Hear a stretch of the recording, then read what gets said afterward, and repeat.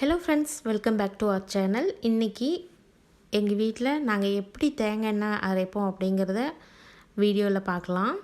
Homemade coconut oil எப்படி ready பண்ணுறோம் அப்படிங்கிறத இன்றைக்கி வீடியோக்குள்ளே போகிறதுக்கு முன்னாடி நம்ம சேனலை இது வரைக்கும் சப்ஸ்கிரைப் பண்ணலைன்னா மறக்காமல் சப்ஸ்கிரைப் பண்ணிவிட்டு கூடவே பக்கத்தில் இருக்க பெல் பட்டனையும் கிளிக் பண்ணிக்கோங்க. வாங்க வீடியோக்குள்ளே போகலாம். ஃபஸ்ட்டு இருக்கிற தேங்காயெல்லாம் இது மாதிரி மட்டை உரிச்சிக்கோங்க. மட்டை உரிச்சிட்டு தேங்காய் மட்டும் எடுத்துக்குவோம். ஒரு சில பேர் அப்படியே மட்டையோட ரெண்டாக பொளந்து போட்டு காய வைப்பாங்க. பட் இதுதான் ஈஸியாக இருக்கும். கொஞ்சம் நல்லா தேங்காயும் சீக்கிரம் காஞ்சிரும். பாருங்கள், இது மாதிரி மட்டை உரிச்சாச்சு எல்லா தேங்காயும். மட்டை உரித்த தேங்காயெல்லாம் இது மாதிரி உடச்சி நம்ம வெயிலில் காய வைக்கணும். ஸோ பாருங்கள், தேங்காயெல்லாம் உடச்சிட்டு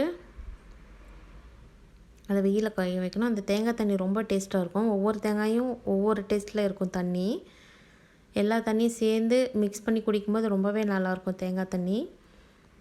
உங்களுக்கு யாருக்கெல்லாம் இது மாதிரி தேங்காய் தண்ணி பிடிக்கும், யாரெல்லாம் குடிச்சிருக்கீங்கன்னு சொல்லுங்கள். ஸோ தேங்காய் தண்ணியெல்லாம் குடித்து நல்லா தெம்பாயிட்டு தேங்காயெல்லாம் நல்லா கட்டிலில் வெயிலில் காய போட்டுக்கலாம். நல்லா வெயில் படுற மாதிரி இது மாதிரி தேங்காயை அரேஞ்ச் பண்ணி வச்சுக்கணும் கட்டிலில். ஸோ பாருங்கள், நல்ல வெயில் அடிக்குது. ஒரு 2 நாள்லேயே நல்லா காஞ்சிரும்னு நினைக்கிறேன். இது வந்து ஃபஸ்ட் நாள் தேங்காய் உடைச்ச உடனேயும் கட்டில் போட்டு காய வச்சுருக்கோம். 2வது நாள் பாருங்கள், இந்தளவுக்கு காஞ்சிருக்கு. நல்லா தேங்காய் வந்து தொட்டியிலேருந்து வந்துடும். பயங்கர வெயில்.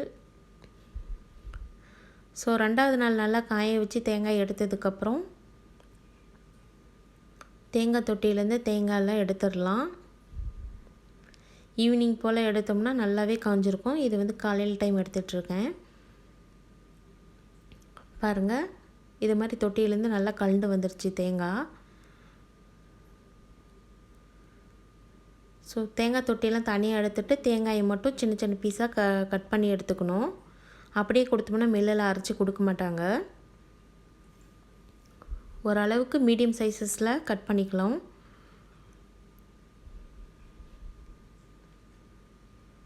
இது கட் பண்ணுறது ரொம்பவே கஷ்டமாக இருக்குங்க. தேங்காய் நல்லா காஞ்சதுனால ரொம்பவே வலுவாக இருக்கும். ஓரளவுக்கு பெரிய பெரிய அளவுக்கு இல்லாமல் மீடியம் சைஸில் கட் பண்ணி எடுத்துக்கலாம். ஸோ இதெல்லாம் கட் பண்ணிவிட்டு இன்னும் ஒரு நாள் காய வைக்கணும். நம்ம அப்படியே காய வச்சோம்னா தேங்காயெல்லாம் அறுக்கிறதுக்கு ரொம்பவே கஷ்டமாக இருக்கும். அதனால் 2 நாள் காய வச்சுட்டு இது மாதிரி அறுத்து வச்சதுக்கப்புறம் 3வது நாள் காய வச்சுக்கலாம் வெயிலில். பாருங்கள், 3வது நாளும் நல்லா வெயிலில் காய வச்சுருக்கோம். தேங்காயெல்லாம் நல்லா காஞ்சிருச்சு. காஞ்சதுக்கப்புறம் நம்ம மில்லில் கொடுத்தோம்னா நம்மளுக்கு ஆயில் ஆட்டி கொடுத்துருவாங்க. ஸோ நல்லா காய வச்சு ஆட்டும்போது தான் எண்ணெய் வந்து சீக்கிரம் கெடாமல் இருக்கும். ஒரு சில பேர் தேங்காய் எண்ணெய் அரைக்கும்போது வாசனைக்காக ஏலக்காயும் சேர்த்து அரைப்பாங்க. உங்கள் இஷ்டம் தான் ஏலக்காய் போடுறதும் போடாததும். ஸோ அவ்வளோ தேங்காய் அரைச்சதுக்கப்புறம் இவ்வளோ எண்ணெய் நம்மளுக்கு கிடச்சிருக்கு. தேங்காய் எண்ணெய், சுத்தமான தேங்காய் எண்ணெய். ஸோ இது மாதிரி நம்ம ரெடி பண்ணி வச்சுட்டோம்னா ரொம்ப நாளைக்கு நம்மளுக்கு யூஸ்ஃபுல்லாக இருக்கும். நீங்கள் உங்கள் வீட்டில் எப்படி தேங்காய் எண்ணெய் ரெடி பண்ணுவீங்கன்னு சொல்லுங்கள். சுத்தமான தேங்காய் எண்ணெய் வீட்லேயே ரெடி ஆயிடுச்சு. நாங்கள் இது மாதிரி தான் யூஸ்வலாக வந்துட்டு எப்போயும் வருஷத்துக்கு ஒரு டைம் இது மாதிரி அரைச்சி யூஸ் பண்ணிக்குவோம்.